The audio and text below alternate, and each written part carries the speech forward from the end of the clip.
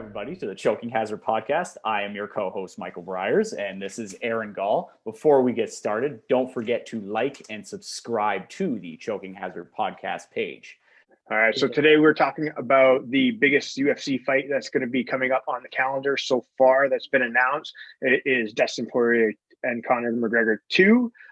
These two gentlemen met back in 2014, to believe it or not. So 6.5 years ago, where Conor McGregor actually had a knockout with 1:46 into the match. Obviously, two different individuals that have had very different careers over the last 6 years. Conor McGregor has obviously skyrocketed, catapulted himself to the top of the behemoth game of the lightweight division and the featherweight division. And then we have Dustin Poirier, who's been grinding the whole way. He's had a bunch of different matches throughout that time as well, and only had 2 losses since. And I think we should really talk about the last 3 matches of both these gentlemen, where you look at a guy like Dustin Poirier, who Max Holloway, Khabib, Dan Hooker. Okay, those are the last 3 fights, and you got even for Conor McGregor, who's less active. You think about it, he fought Eddie Alvarez back in 2016, Khabib back in 2018, and then only 1 fight in 2020 with Donald Cerrone for 40 seconds worth of work. Do we count the Floyd Mayweather fight in between? Yeah, I guess you can question mark. It's a question mark. So basically, you're saying, okay, 4 fights within the last, give or take, 4 years. 4 years. So basically, he had one money fight a year, which is usually, I think, the standard when it comes to when you're on top in the UFC pay grade. You will likely only fight like 1, maybe 2 times a year.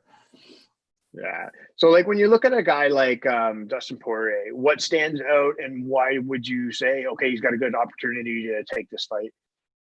I think he's very well rounded. Like he strikes me as somebody who's striking's good. Like, he doesn't have any like glaring like holes in his game. Like, he's very well rounded. So like the complete mixed martial arts package. Striking's very crisp. Wrestling's very good. His submission game is very good. He trains at one of the best camps around American Top Team in Coconut Creek, Florida, I believe. I believe he's at that location, working with. Yes, he is. He is at Coconut Creek, Florida.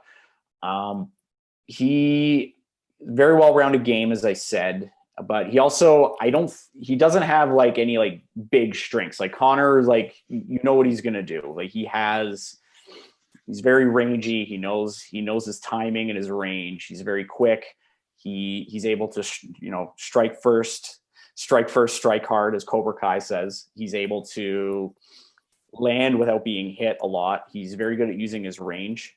I think it's going to be a very, very, very interesting fight for those reasons. I think it's going to be a very different fight than it was over 6.5 years ago. I think both have really evolved immensely in especially the last 6 years, and like the 6 years in the fight game is like an eternity of training.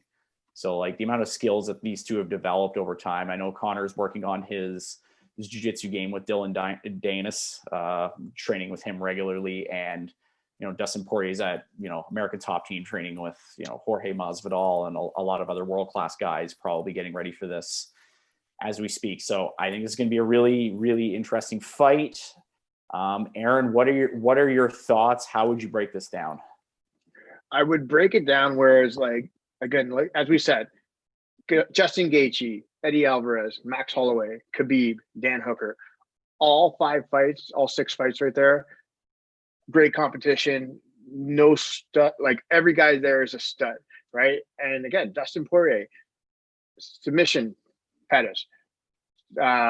Justin Gaethje, TKO. Eddie Alvarez, TKO.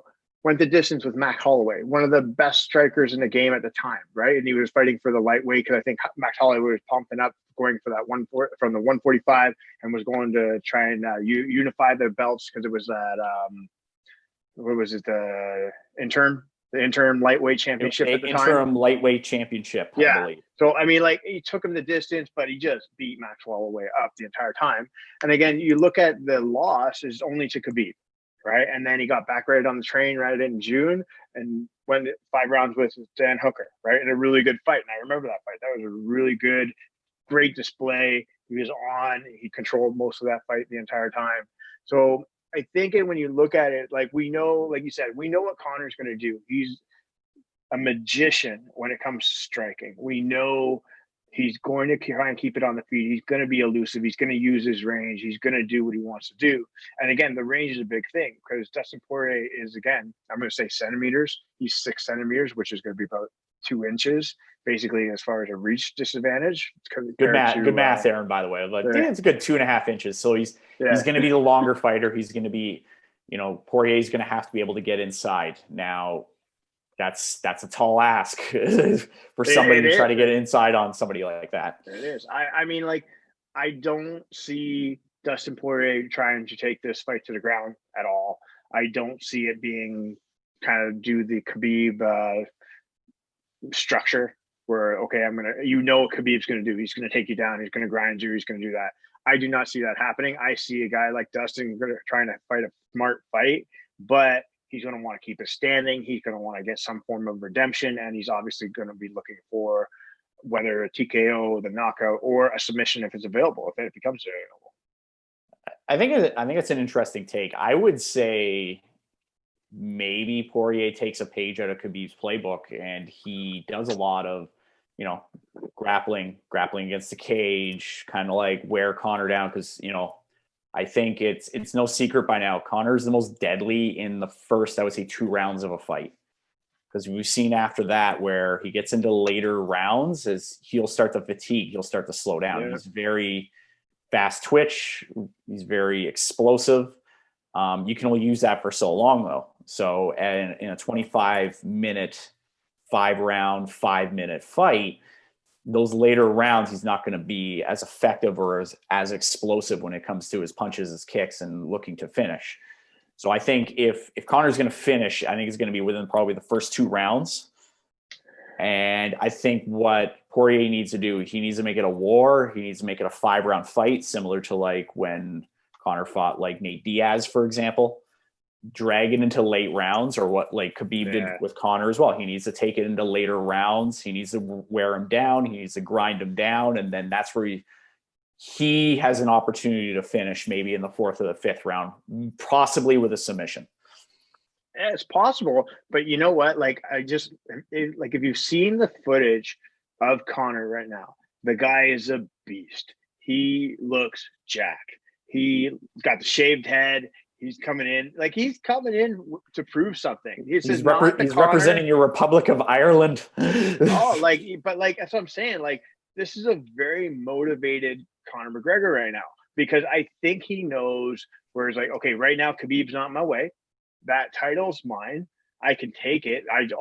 He's gonna, if it's his to lose. I think that's what he's looking at it, where he's like, I'm coming in to knock Dustin Poirier's head off.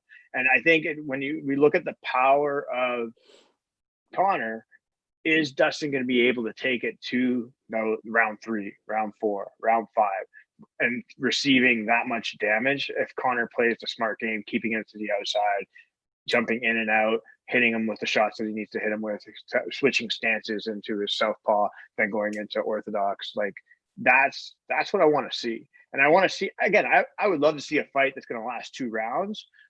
I don't know if it's going to go 2 rounds.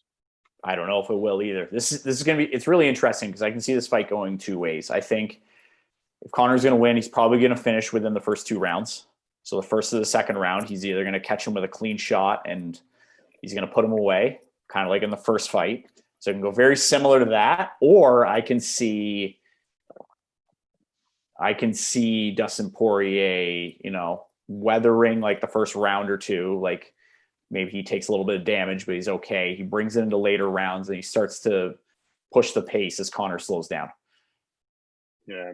So after the results of this fight and what happens after next weekend, what do you think the state of the lightweight division is? Is it going to be for the title? Is this going to be setting up for the title fight? Is Justin Gaethje the next guy in line? Are we looking at Charles Oliveira? Like, where do we see this going? It's really interesting. You could have Charles Oliveira versus Justin Gaethje. You can have Charles Oliveira versus the winner of this. You can have Justin Gaethje versus the winner of this. It's really hard to say. Like, this is I would consider this like a lightweight title fight, an unofficial one, or an interim one if you want to call it that. But then you also have to look like could Khabib unretire and then come back as well. Like we don't know all the details yet. It's so up in the air, and there's so many people that you can make a case for them being a number one contender or a champion right now. So do you think this is the winner of this fight will get Khabib out of retirement, or does it have to be something else? Does it have to be a GSP, or does it have to be the next person? I'm not sure. I don't think I lost my train of thought. I got texted. Okay.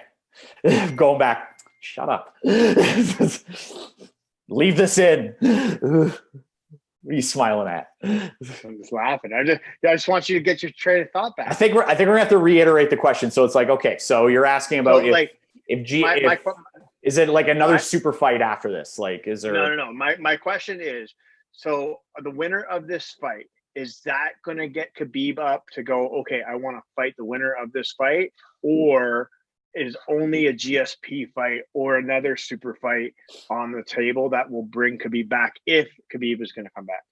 I don't know. I don't think he wants to fight Conor McGregor again. I think it's just he did it. That's it. He's done. He beat Dustin Poirier. I don't think this fight, in my opinion, would bring him back. Super fight with GSP possibly. I don't know if that's going to happen, or I don't think that's going to happen, but I've been wrong before and I'll probably be wrong again. I don't think I think that's really the only thing that would probably motivate him to come back.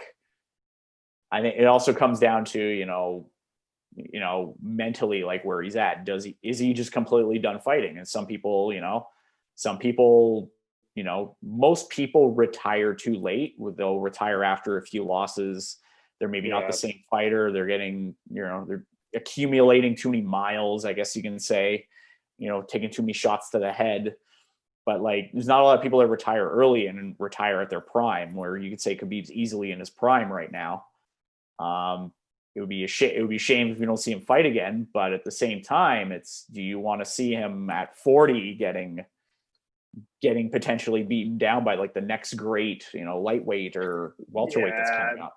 I don't think a guy like Khabib is going to take it that long. I think if anything, he's going to do if he does fight again, it's going to be that one more fight to get to 30-0. That's the motivation. That would be the goal. And I'll be honest with you, I hear GSP go like, okay, that's the only fight that gets me excited. I get excited about it. But then he also he puts these cryptic messages and says he goes to train the one day, and then by the time he gets home and he feels his body, he's like, yeah, I'm done fighting. Like, you know what I mean? So I don't know. It's the competitor in him. Like he wants to compete, but I think he's also realizing like he's getting older. Like he's pushing 40 now. Like he can. GSP's I think he's 39 now. Well, I'm 38, so he's 39 right now, right? Like again, and you're going against Khabib, who's 33 or 34. Like he's still in his Khabib's still in his prime. Still in his prime. Like, he can easily fight another couple of years and put on some of the best performances of his career. It's just a matter of does he want to keep doing it? And if he doesn't want to keep doing it, then like that's his decision. Like it should only be his decision, really. So I don't know if he fights again. It's hard for me to say.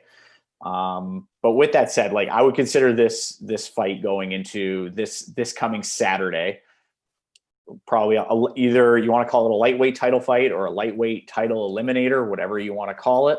Like this is definitely going to have some clarity in the lightweight division.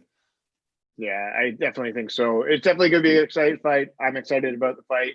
But the big thing is we'd love to hear your reaction. So if you guys have an idea of how that fight's going to go, definitely put that in the comments. If you think that GSP is going to come out of retirement and go over fight Khabib, put those in the comment too. We'd love to hear that and read that on the next episode. And don't forget to like and subscribe. Yeah. So everybody, thank you so much for joining us today. Please remember to like and subscribe, and we hope to see you guys soon, and we'll be training on the mat. Thanks everybody for watching. And remember, don't forget to like and subscribe. Keep training, and we'll see you on the mat.